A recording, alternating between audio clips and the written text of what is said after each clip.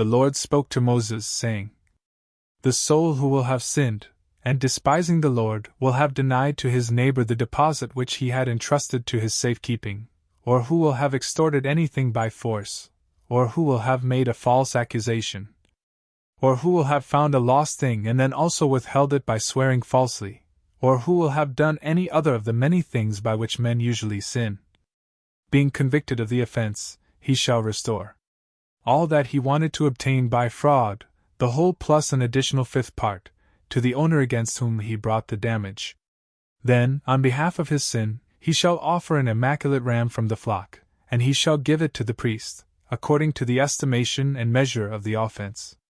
And he shall pray for him in the sight of the Lord, and he shall be released from any one of those things that he did when he sinned. And the Lord spoke to Moses, saying, Instruct Aaron and his sons, this is the law of a holocaust. It shall be burned upon the altar, all night until morning. The fire shall be from the same altar. The priest shall be vested with the tunic and the linen undergarments.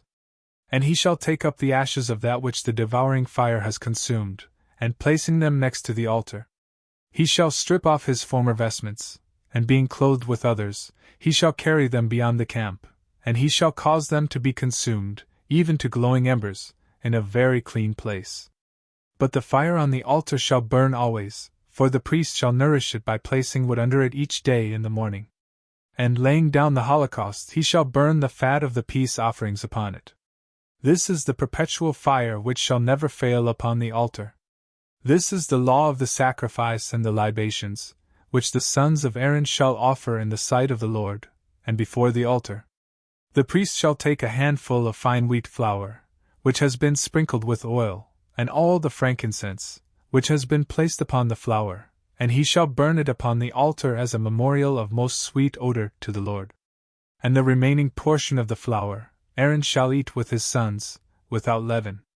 And he shall eat it in the holy place, in the atrium of the tabernacle. Yet for this reason, it shall not be leavened, because part of it is offered as an incense of the Lord. The Holy of Holies shall it be, just as what is offered on behalf of sin and of transgression. Only the males of the stock of Aaron shall eat it. This shall be an everlasting ordinance in your generations concerning the sacrifices of the Lord. All who will touch these shall be sanctified. And the Lord spoke to Moses, saying, This is the oblation of Aaron and of his sons, which they must offer to the Lord in the day of their anointing. They shall offer a tenth part of an ephah of fine wheat flour as a perpetual sacrifice, half of it in the morning, and half of it in the evening. It shall be sprinkled with oil and fried in a frying pan. Then it shall be offered hot, as a most sweet odor to the Lord, by the priest who by law succeeds his father. And it shall be entirely burned on the altar. For every sacrifice of the priest shall be consumed by fire, neither shall any one eat from it. Then the Lord spoke to Moses, saying, Say to Aaron and his sons, This is the law of the victim for sin. In the place where the holocaust is offered, it shall be immolated in the sight of the Lord. It is the Holy of Holies. The priest who offers it shall eat it in the holy place, in the atrium of the tabernacle. Whatever will touch its flesh shall be sanctified. If the garment will be sprinkled with its blood, it shall be washed in a holy place. Then the earthen vessel, in which it was soaked, shall be broken. But if the vessel will be of brass, it shall be scoured and washed with water. Every male of priestly descent shall feed on its flesh, because it is the Holy of Holies.